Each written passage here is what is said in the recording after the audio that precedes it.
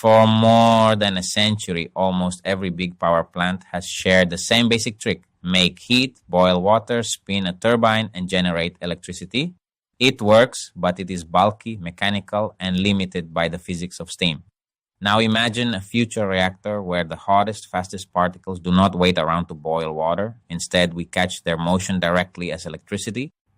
The contrast is dramatic. A conventional steam turbine is a masterpiece of engineering, but it is also a chain of conversions: heat to steam, steam to rotation, rotation to current. Direct plasma generation tries to shorten that chain. In a fusion like plasma, particles already carry enormous kinetic energy and electric charge. The question is whether we can collect that energy before it becomes ordinary heat. This is not a claim that commercial fusion plants are about to throw away turbines tomorrow. Today, most practical designs still expect a thermal blanket, coolant loops, and turbines. But direct conversion is one of the most fascinating future-facing ideas in energy technology because it asks a radical question. If plasma is already charged and moving, why turn all of that organized motion into heat first? The first approach is the electrostatic converter. Picture high-energy ions escaping from magnetic confinement and flying into a stack of charged grid plates. Those plates create an electric field pointed against the ions' motion.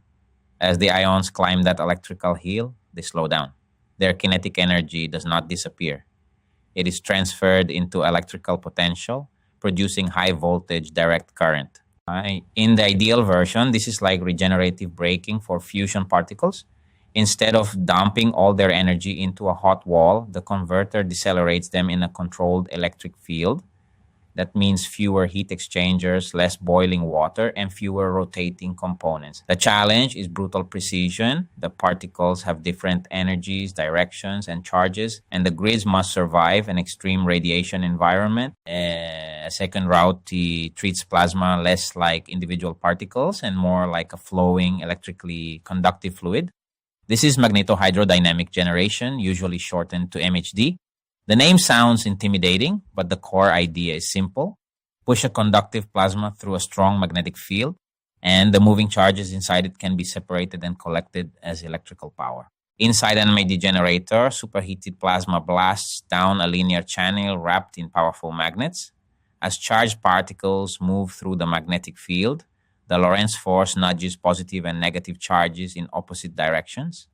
Electrodes on the channel walls collect that separation as voltage.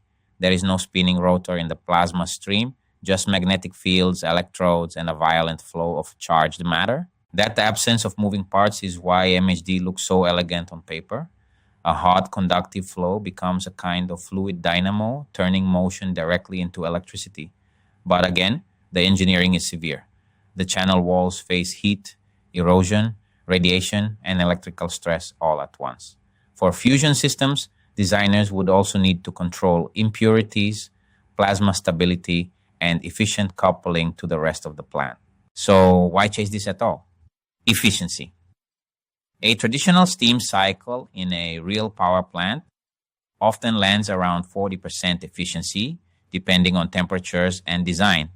Direct plasma capture is attractive because some theoretical concepts aim far higher, sometimes around 80% or more for the directly captured particle energy. That number is not a guaranteed plant efficiency, but it shows the scale of the prize. The most realistic future may not be one magic device. It could be a layered system. Electrostatic converters harvest energy from charged fusion products. An MHD stage extracts power from conductive plasma flow. A surrounding blanket captures neutrons and leftover heat, producing additional power through more conventional methods.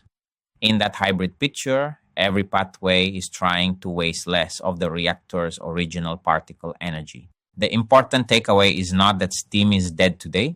It is that the next energy revolution may come from questioning the old conversion chain.